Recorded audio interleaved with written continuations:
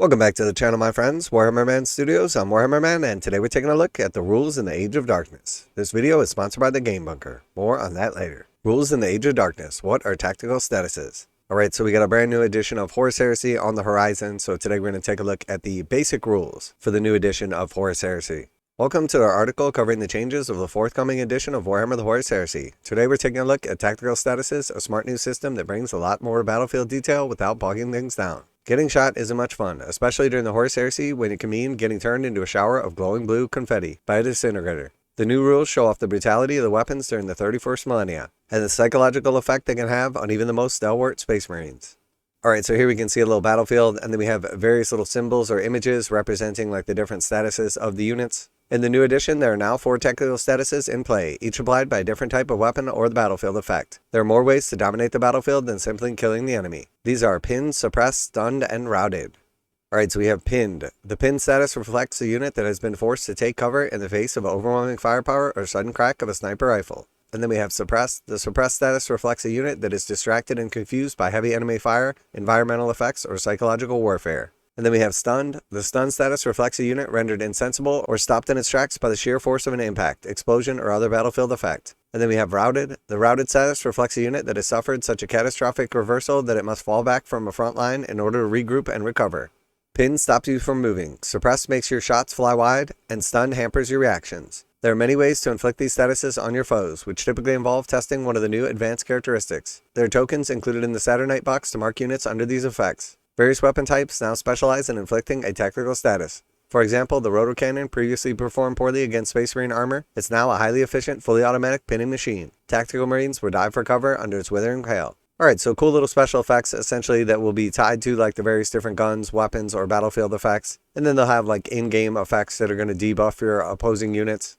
By adding more ways for attacks to affect a unit, tactical statuses breathe new life into weapons that might previously have been left behind in favor of raw killing power. Flame weapons benefit greatly from this new system, and they bring us neatly onto our fourth status, routed. This is where the old rules of morale find a new home, and much of the conditions will feel familiar. This tactical status will be most commonly applied to a unit that has lost combat or suffered 25% casualties in a single phase. Routed units move towards their battlefield edge and may run off the table entirely. The new Panic X special rule found on most flame weapons and other similar pieces of war gear can also inflict routed should they successfully wound as part of an attack. Alright, so it sounds very similar to like the old school rules of Warhammer 40k, which is not surprising considering that from what I understand, Horus Heresy is essentially based off of the 7th edition rule set. Now a quick word from today's sponsor, Game Bunker. Game Bunker carries a full range of Games Workshop products including miniatures, terrain, paint, tools, and more. Game Bunker offers 15% off MSRP for most Games Workshop products with the discount code WHMS. Receive free shipping in the continental United States on orders over $145. Online orders ship out within 24 hours. Game Bunker is a veteran-owned business. Use affiliate link below, enter discount code WHMS to save 15% on most items at checkout. For fast, friendly service with a discount on your favorite tabletop wargaming purchases, visit GameBunker.net and let them know that Warhammer Man sent you.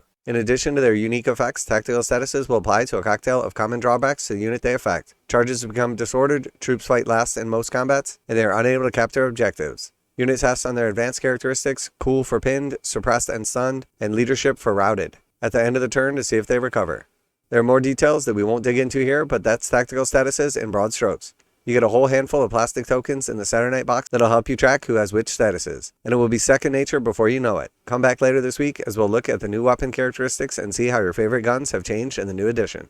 Alright, so pretty cool. Essentially you're going to have a bunch of tokens now that are affecting like various units. You'll be either pinned, suppressed, stunned, or routed. And this will have like various in-game effects that will affect how the game plays, how your units can interact, etc. Overall, like cool idea, but I know in situations like Kill Team, this can be a little bit overbearing. So I'm not sure how this is going to play on like a larger scale in a game like Horus Heresy. Having a bunch of tokens all over the place. Having a bunch of extra like in-game effects that your units have to take into account before they do what they want. But overall, definitely a cool like dynamic. I'm just not sure how it's going to translate onto like a big game like Warhammer the Horus Heresy. If it's going to slow down the game, if it's going to make it more fun, if it's overall going to be a positive or negative. But honestly, I'm open to like new things and checking stuff out, seeing how it works and how it actually interacts on the game. I think more often than not, like these cool effects can definitely add like extra flavor to the game and make them more fun. But I think like any rule or extra effect, you have to watch with the complexity of it and does it actually like make the game much more fun Does it give it a much more of a narrative feel? Or do the negatives outweigh the positives and it slows the game down too much, causes it to be too overbearing to be like moving around tokens with your units or making sure to actually take into account the special effects or debuffs that are on those units?